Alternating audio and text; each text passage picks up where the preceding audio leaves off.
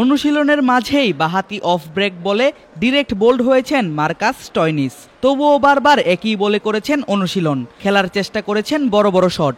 স্টয়নিসের এমন বলে অনুশীলন করার পেছনে যথেষ্ট কারণও রয়েছে। পরবর্তী ম্যাচেই সাকিব আল হাসানের মুখোমুখি হবেন এই ব্যাটিং অলরাউন্ডার, তাই শেষ সময়ে এসে নিজেকে প্রস্তুত করে নিচ্ছেন এই অজি ক্রিকেটার। অনুশীলন নেটে একের পর এক বড় শট খেলার চেষ্টা করছেন অস্ট্রেলিয়ান অধিনায়ক মিচেল মার্শ এবং অলরাউন্ডার মার্কাস স্টয়নিস। টি-20 বিশ্বকাপের সুপার 8 পর্বে নিজেদের প্রথম ম্যাচে অজিরা মাঠে নামবে বাংলাদেশের বিপক্ষে। আগামী 21 জুন ভোরে মাঠে নামবে দুই দল। তার আগেই শেষ সময়ে ব্যাটিং প্রস্তুতি সারছে অজি ব্যাটাররা।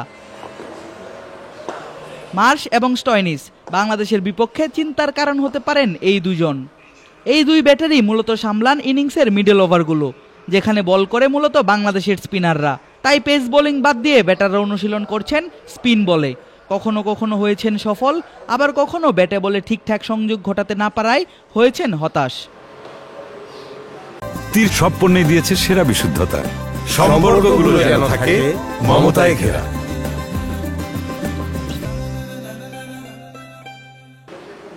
এর আগে একই মাঠে অনুশীলন করেছেন বাংলাদেশের ক্রিকেটাররা। তারপর অজিরা মাঠে ঢুকলেও অপেক্ষা করেন বাংলাদেশ দলের সবার বের হওয়ার। কথাও বলেন বাংলাদেশের প্লেয়ার এবং কোচিং স্টাফদের সঙ্গে, করেন সৌহার্দ্য বিনিময়। তবে অস্ট্রেলিয়ার টি-20 দলের অধিনায়ক মিচেল মার্শ আলাদা করে কথা বলেন বাংলাদেশের প্রধান কোচ চন্ডিকা হাথুরুসিংহে এবং বাংলাদেশ দলের ম্যানেজার রাবিদ ইমামের সঙ্গে।